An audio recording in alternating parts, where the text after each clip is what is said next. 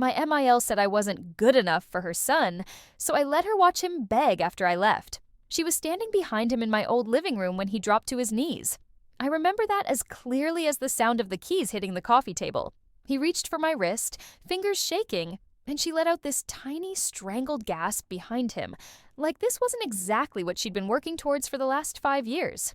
"Babe, please," he said, voice cracking on the word in a way I'd never heard before. My suitcase was already at the door. The Uber app was open on my phone. My heart was pounding so hard, I could feel it in my throat. But my hand was steady as I slid off my ring and put it down next to the keys, the metal making a dull little clink that sounded louder than his mother's sniffles. It was a Sunday evening, that weird hour where it's too late to call it afternoon and too early to call it night. The house still smelled like the roast I'd cooked out of habit, even though I'd barely eaten. His mom's handbag was sitting on the dining chair like it lived there, which, if we're being honest, it practically did. The TV was on mute in the corner, showing some talent show, people singing their hearts out to a silent room. I could feel sweat on the back of my neck and the weight of his eyes on my face as he kept saying my name like it was a solution. "Anna, please. Anna, just talk to me. Anna, don't do this." She stood there with her arms folded, lips pressed thin, watching her son fold in on himself in the wreckage she helped build, and I just let her.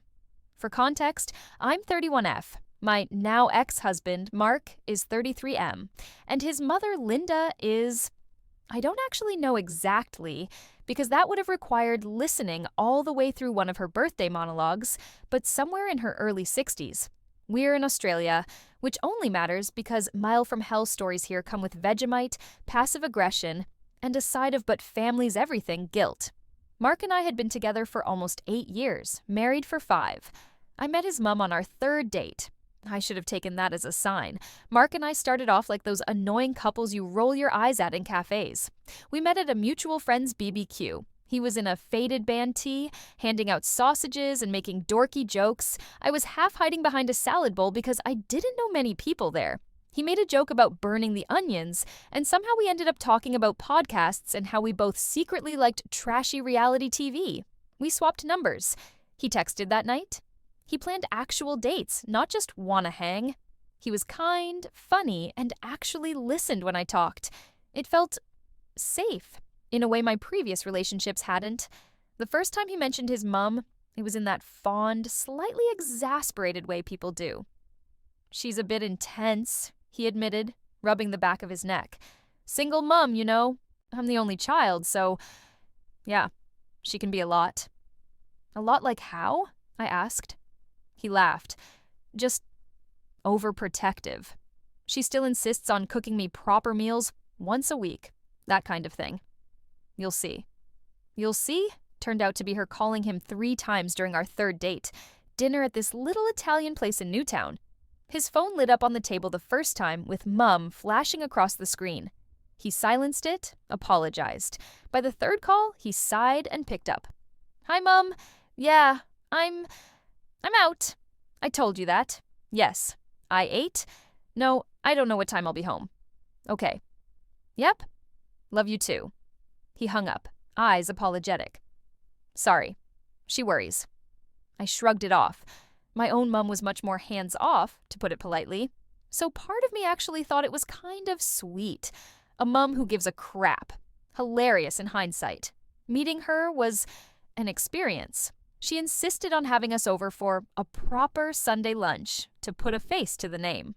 Mark drove us out to her place, a neat little brick house on a cul-de-sac, roses out the front, wind chimes on the porch. Inside smelled like lavender and some sort of roast. "Linda, we're here," Mark called. She walked out of the kitchen, and I swear to God, she actually wiped her hands on her apron. That cliché apron, flour on it and everything. She looked me up and down in one fast sweep, took in my jeans, my slightly chipped nail polish, my nervous smile. "So you're Anna," she said, like she just found an odd stain on her good tablecloth. "Hi, Mrs. Collins. Nice to meet you," I said, offering my hand. I was raised to be polite even when I'm secretly dying inside. "Oh, call me Linda," she said, ignoring my hand and leaning in for one of those air kiss side hugs while simultaneously turning to Mark. "You didn't tell me she was so tiny," she laughed. even though I'm average height. I'll have to feed you up. There it was, the first of many little digs wrapped in jokes. Lunch was a blur of her talking and me trying not to say something wrong. She asked about my job, admin at a physio clinic at the time. So not a career yet, she said brightly. That's okay, you're still young. I was 24. She asked about my family. I told her my parents split when I was little, that I'm close with my dad, that my mom lives interstate. Ah, she said, in that way people do when they're filing unsaid judgments away for later. So no big close-knit family. Dad's side's pretty close, I said. We do Christmas together. She smiled tightly. Well, you'll have us now, she said, like she was doing me a favor. After lunch, while Mark was in the bathroom, she took my arm in the hallway and squeezed a little too hard. He's my whole world, she said. Just remember that. I laughed awkwardly because what else do you do when someone says something like that? Looking back, I wish I'd heard it properly. A warning, not a cute mum thing. In the early days, the friction was small. She'd pop in to our first rental unannounced because she was just in the area, even though we lived 40 minutes away. She'd criticize my cooking. You don't brown your onions first? Huh, that's interesting. And rearrange my kitchen cupboards because this makes more sense. She'd ask every single time we saw her, "So, any news?" while looking pointedly at my stomach. We'd been together less than a year. Mark would roll his eyes and say, "Mum," but he never really pushed back. He'd make little jokes. "Careful, Mum, Anna's gonna tell you off for moving her spices again." But if I tried to say, "Hey, it actually makes me uncomfortable when your mum just walks into our place," he'd say, "She just loves us, babe. Pick your battles." So, I picked my battles. I let the surprise visits slide. I swallowed the little jabs. I started putting my spices back in the wrong place after she left as a tiny, stupid rebellion. When we got engaged, she went from a lot to, "Oh God, this is a full-time job." Mark proposed on the beach at sunset. Just us, simple and sweet.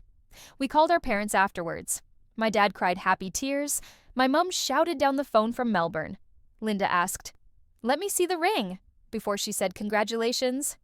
"It's gorgeous," I said, holding the phone up so she could see. Mark had picked a simple solitaire that I loved. "Oh," she said. "Well, as long as you like it. He should have asked me to help him choose. I know your taste better." She had met me maybe 10 times at that point. Wedding planning brought out the worst in her. She insisted on inviting her extended family I'd never met. "We're not doing separate sides, that's just weird." Tried to dictate the menu. No vegetarian options, people can eat before they come if they're fussy. And outright refused to let us have the reception anywhere but the function room at her golf club because we get a discount.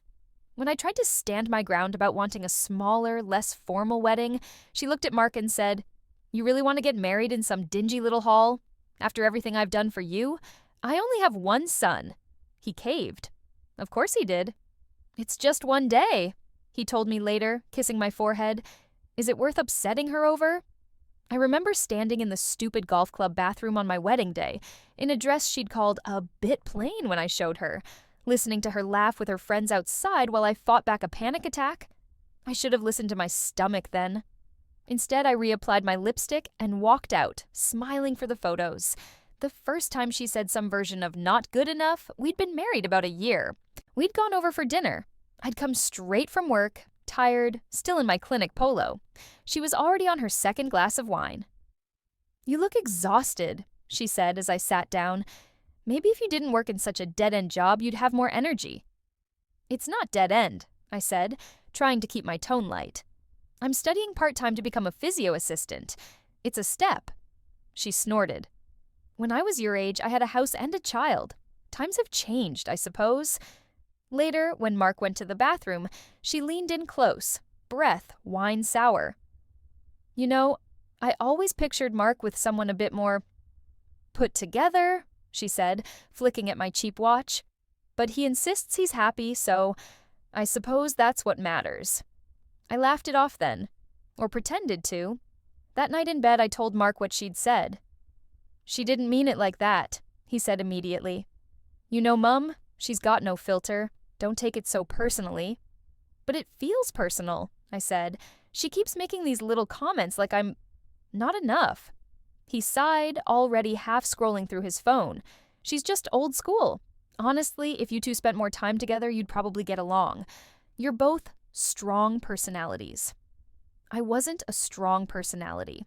I was someone trying very hard not to rock the boat in a family that worshipped the boat. The phrase not good enough properly came out 2.5 years into our marriage, the day she found out I was on antidepressants. I'd been struggling for a while, work stress, fertility issues, of course, and the constant sense that I was being graded by an invisible panel every time we saw his family. I finally saw my GP, burst into tears in her office, and walked out with a little green script and a referral to a psychologist. I didn't tell Linda. Obviously. It wasn't any of her business. But Mark mentioned it one night when we were over there, in that offhand way he did. "Anna's on meds now?" he said, like he was telling her I'd changed shampoos. "Doc says she was running on empty." I froze mid-chew. Linda's fork clinked against her plate. "Meds?" she repeated. "What, like antidepressants?" I swallowed. "Yeah," I said. "I've been pretty anxious. It's helping."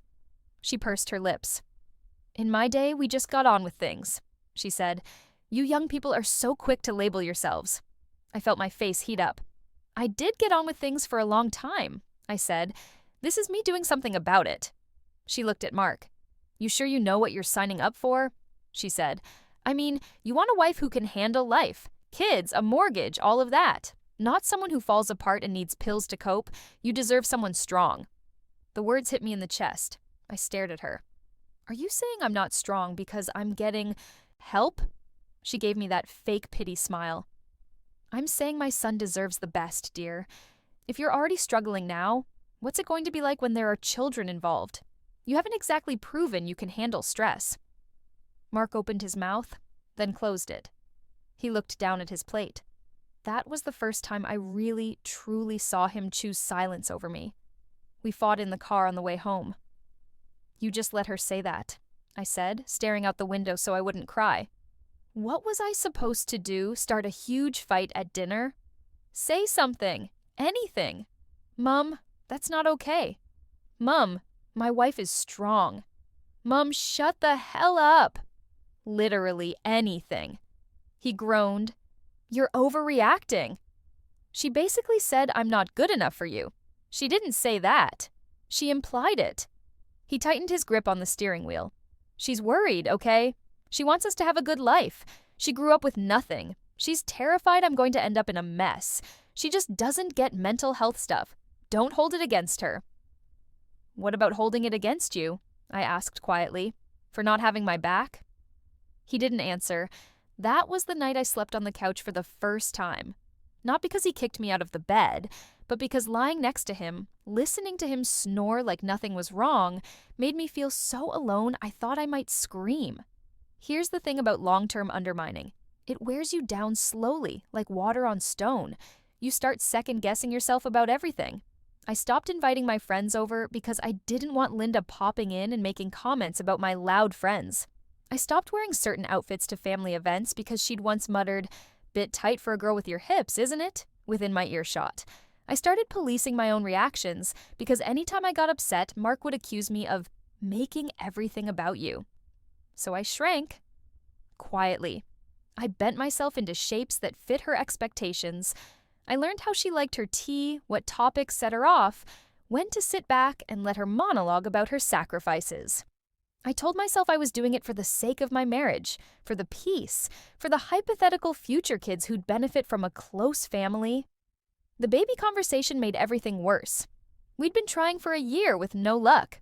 Sex became less about intimacy and more about ovulation apps and lukewarm chats about timing. My period arriving each month felt like a small funeral. We saw a fertility specialist. The tests showed my hormones were a bit off. Mark's swimmers were lazy, nothing drastic, but enough to make it frustrating. We started talking about IVF. Of course, Linda had opinions. "You're rushing," she said when Mark told her we were seeing a specialist. "It'll happen when it's meant to. All this medical interference, it's not natural." "It's already been a year," I said. "I'm 30. We just want to know what we're dealing with." She sniffed. Maybe your body's telling you you're not ready, she said, eyes cutting to me. Not everyone is cut out to be a mother. Some people can't cope. I felt the implication like a slap. You mean people with anxiety? She shrugged. Well, if you can't handle a bit of stress now. That night, I cried on the bathroom floor while Mark knocked on the door, saying, "Come on, babe. You know she doesn't mean it like that." At some point, I started keeping a little notes file on my phone. I didn't plan it. It started with one line. Linda called me too sensitive for the third time this week. Then, Mark stayed silent when Linda said I wasn't strong enough to be a mum. Then, Linda told me I should be grateful she allowed the small wedding I wanted, because a girl like you is lucky to marry into this family. I know. Keeping receipts is petty. But I was starting to feel like I was losing my grip on reality. Anytime I tried to talk about it with Mark, he'd say, "You're making it bigger than it is." And after enough repetitions of that, you start to wonder. So the notes became my way of saying to myself, no, this happened. You're not imagining it. Everything shifted the night I overheard the sentence that stuck in my brain like a splinter. The sentence that snapped something I didn't even realize was holding on. Mark and Linda were in our kitchen. She'd dropped by with leftovers that we hadn't asked for. I'd just gotten out of the shower and was in the bedroom, door slightly ajar, pulling on pajama pants. I heard my name, so of course my ears pricked up. "She's a good girl," Linda was saying, the way you'd talk about a golden retriever. "But you could have done better, love. You know that." My heart started pounding. "Mum," Mark said low, "I'm just saying, you're handsome, you've got a good job, you could have had your pick. A nice teacher, a nurse, someone from a good family, not someone with issues. You always did go for the strays." I felt sick. "Mom, that's not fair," Mark said. "She's on pills, for God's sake," Linda went on. "She can't even have a baby without doctors poking around.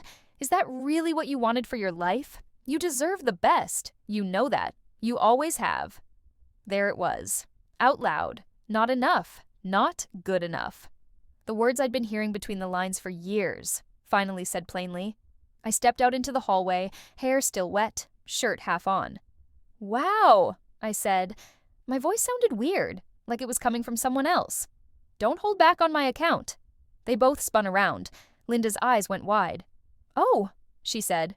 You weren't supposed to hear that." "Clearly," I said. My hands were shaking. "But I did." She recovered fast. "Anna, dear, I was just telling Mark he deserves to be happy. Any mother would." "And I don't make him happy?" I asked. She shrugged. "You're difficult," she said. "You're always stressed. You don't appreciate what you've got. I worry about him, that's all." Mark opened his mouth. "Mum, no," I said, holding up a hand. "I want to hear this. Apparently I'm a stray with issues." "I didn't say—" "You said you could have done better," I cut in. "Someone from a good family, not someone like me." She lifted her chin. "Well, it's true," she said. "You're lucky he married you. Another man wouldn't put up with this much drama. I have to be honest, Anna. I don't think you're good enough for him. But he chose you, so I've tried to accept it." There was a weird stillness after that. Mark's face had gone pale. My own breathing sounded loud in my ears. "Do you think I'm not good enough for you?" I asked him. He looked between us, clearly panicking. "Why are you making me choose?" he blurted. And there it was. I felt something inside me go very, very quiet. Not even angry. Just done. "I'm not making you choose," I said. "You already did."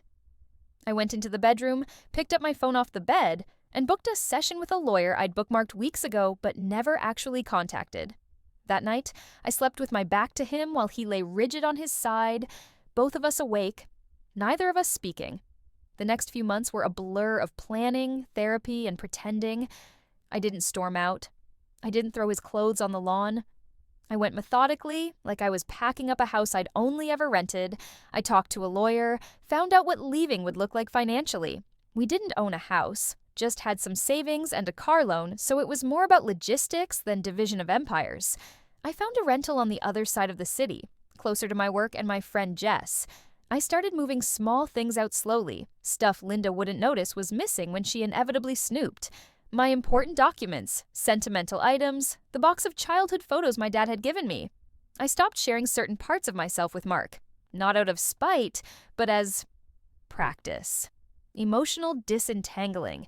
If something good or bad happened at work, I texted Jess or my brother Tom instead. I stopped asking for his opinion on decisions. I made them alone. In therapy, my psychologist asked, "What would you need to see from Mark to even consider staying?" I thought about it. I'd need him to actually stand up to his mother, I said. Not just mom, stop, but real boundaries, the kind that make her actually mad. Do you think he's capable of that? I pictured him in the kitchen, staring at the floor, while his mum told him he could have done better, and felt a dull ache. I don't know, I said. I don't think so. Not without losing her. And I don't think he's willing to do that. So then, she said gently, it becomes about what you're willing to live with. I wasn't willing to live with being the perpetual second-place woman in my own marriage. The day I decided exactly how I was going to leave was stupidly ordinary. I was at Jess's place, helping her build a flat-pack TV unit, both of us surrounded by screws and swearing. I was telling her about the overheard kitchen conversation. "She actually said you're not good enough," Jess asked, eyebrows up. "Yep." And Mark just stood there? "Yep." She sat back on her heels, hair in a messy bun, face flushed from the effort of wrestling particle board. "Okay," she said.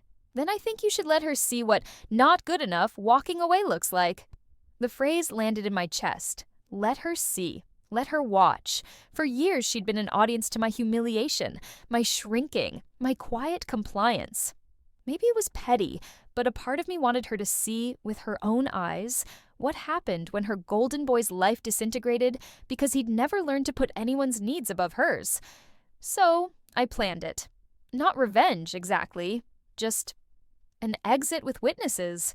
I waited until I had the new lease signed, the bond paid, a moving date locked in. I took a week off work under the guise of mental health leave, which was not exactly a lie. I booked the removalists for a Monday morning when I knew Mark would be at work and Linda would be at her golf club. Then I planned the conversation for the Sunday night before, family dinner, the holy ritual. When I told Mark we should invite his mum over for a roast like old times, his face lit up in a way that made my chest hurt. "She'll love that," he said. I cooked. Of course I did. Old habits, roast lamb, potatoes, beans, gravy from scratch. If I was going to blow up my marriage, we were at least going to eat well. Linda arrived at 5 p.m. sharp as always, with a bottle of cheap white wine and a container of her famous trifle. "Oh, you've set the table properly," she said, surprised. "Nice." I wanted to laugh. It was my own table, my own plates. But in her head, everything that touched her son somehow belonged to her. We ate. She talked about the latest drama at her club, about how her neighbor's dog kept digging under her fence, about how kids these days don't know how good they have it. Mark laughed dutifully at all the right moments. I watched him, memorizing his face, the way he held his fork, the tiny scar on his chin from when he fell off his bike at 8. I loved him. That was the worst part. Leaving someone you hate is easy. Leaving someone you love because they will never choose you is a special kind of hell. After dessert, I cleared the plates, heart hammering so hard I thought I might actually pass out. I left the kitchen deliberately messy. I wanted to do this at the table. "Anna, sit down. I'll do that later," Linda said, surprisingly. "No, it's okay," I said. "I won't be here later." Mark frowned. "What?" I sat back down, wiped my hands on my jeans so he wouldn't see them shake. "I need to talk to you both," I said. Linda shifted in her chair, sensing drama. She loved a scene, as long as she could cast herself in the role of long-suffering matriarch. I looked at Mark first. "I'm moving out tomorrow," I said. "The removalists are coming at 9. His face went completely blank. For a second, it was almost funny. His brain just blue-screened. "What?" he said. "I've signed a lease on a place closer to work," I said, keeping my voice as steady as I could. "I've talked to a lawyer. I'll send you the details so we can sort out the practical stuff. This," I gestured between us, "is over." Linda gasped so loudly I'm pretty sure the neighbors heard. "Don't be ridiculous," she said immediately. "You're just upset." "I'm not upset," I said. I'm exhausted. Mark stood up so fast his chair scraped back. Where is this coming from? He demanded. We were fine. We were not fine, I said softly. You just didn't want to look at it. He ran a hand through his hair. If this is about Mom, I laughed then. A short, sharp sound. It's about a lot of things, I said. It's about you letting your mother tell you I'm not good enough and saying nothing. It's about you making me the bad guy every time I asked you to set a boundary. It's about me twisting myself into knots to be acceptable to a woman who never intended to accept me. It's about you choosing the easy way out every single time. Linda slapped her hand on the table. How dare you, she said. After everything I've done for you, I welcomed you into this family. You tolerated me, I said, because your son insisted. That's not the same thing. You're overreacting, she snapped. I'm his mother. Of course I have opinions. That's my job. I only ever wanted what's best for him. And you decided I wasn't that, I said. You told him he could have done better. You told him I'm not strong enough. You told him I'm not good enough. She looked properly shocked that I knew the exact words. Her eyes flicked to Mark. You told her? He looked between us, panicked. I didn't. She must have heard us. I did, I said. I heard you, Linda. And I heard you, Mark. When she said you could have done better, you didn't disagree. You said, Mom, that's not fair. But you didn't say, that's not true. You never say, that's not true. You always say, she didn't mean it, or she's just old school, or don't take it personally. I've been taking it personally for 5 years. He sat down heavily, his face crumpled. I love you, he said, voice cracking. You know that. Don't do this. I know you love me, I said, and saying it out loud hurt more than anything. I also know you don't respect me enough to stand up to your mother. Love without respect just feels like captivity. Linda scoffed. Listen to her, all dramatic. Captivity. You've got a roof over your head, a husband who doesn't drink or hit you, a decent life. You're throwing it away because your feelings got hurt? I'm throwing it away, I said quietly, because staying is killing me. Mark got up again, walked around the table, dropped to his knees in front of me, hands on my thighs, eyes wet. Please, he said, don't go. We can fix this. I'll talk to her. I'll get therapy. We'll go together. Just don't leave. Behind him, Linda made a strangled sound. Seeing her son on his knees, begging a woman she'd decided was beneath him, did something to her face. I watched the smugness crack, just a little, and some dark, petty part of me savored it. Mark, I said, and my own tears finally spilled over. I have begged you, in quieter ways, for years, to back me, to listen, to make me your partner instead of your mother's roommate. You always chose the path of least resistance. I can't keep waiting for you to grow a spine at my expense. I'll change, he insisted. I swear. Just tell me what to do. I already did, I said, voice barely above a whisper. So many times, and you did nothing until the minute I stood up to leave. I can't trust that version of you, the one who only moves when he's losing something. The Uber notification pinged on my phone. Your driver is arriving in 3 minutes. It felt surreal, getting that little pop-up in the middle of my life falling apart. I stood up gently, his hands slipping from my legs. I picked up my small suitcase. I'd brought the essentials in earlier, like a woman leaving a hotel, not a home. Linda finally found her voice properly. If you walk out that door, don't you dare come crawling back when you realize what you've lost, she said. I looked at her, at the woman who'd spent years convincing herself her son was the prize in every scenario, at the woman who'd told him he deserved the best while doing everything she could to undermine any woman who got close. I'm not crawling anywhere, I said. I'm walking. That's the difference between me and your son. I don't need someone else to tell me I'm good enough to stand on my own 2 feet. Mark reached for me again, desperate. Anna, please, he whispered. Please. And here's the thing. It would have been so easy to cave in that moment. Seeing someone you love in pain, knowing you're the cause, feels like being skinned alive. I could feel my muscles wanting to fold, my mouth wanting to say, okay, we'll try again. But somewhere underneath all that, there was the memory of every time I'd cried alone because of their dynamic, every time my stomach clenched when I saw her name on my phone, every time I'd swallowed something that felt like poison just to keep the peace. So I didn't cave. "I hope you do get therapy," I said, and I meant it. "I hope you learn how to be your own person, for your sake, not for mine, because I'm done being the warm-up act for the man you could be if you ever got free of her." I picked up my keys, slid my house key off the ring, and put it on the table next to my ring. The metal clinked again. Small sounds, big meaning. "I'll email you," I said, "about the logistics." Then I walked out, past the photos on the wall that would probably be rearranged to erase me, past the coat rack where her jacket still hung, out onto the front step where the air felt different, sharp and raw and somehow cleaner. I slid into the back of the Uber with my heart in my throat. The driver glanced in the rearview mirror. "Big night?" he asked, oblivious. "You have no idea," I said, wiping my cheeks. "The aftermath has been messy." Linda called my phone 15 times that night. I turned it off after the third voicemail of her crying and saying I'd broken her boy. She messaged my dad on Facebook to tell him I'd abandoned my marriage and that he should talk some sense into his daughter. Dad replied, "Bless him. My daughter owes you nothing," and then blocked her. Mark sent long texts at 2 a.m. "I can't sleep. I can't believe you're gone. Please tell me this is just a break. I'll do anything." The next day, I called a therapist. First appointment Friday. I told Mom she's not allowed to just drop in anymore. "I mean it. I'm changing. Just come home." A week later, when I hadn't responded beyond "please contact me via email for anything practical," he shifted into anger. "You're really just going to throw away 8 years because of a few things my mom said? You're not even giving me a chance." Then, a month after, back to begging.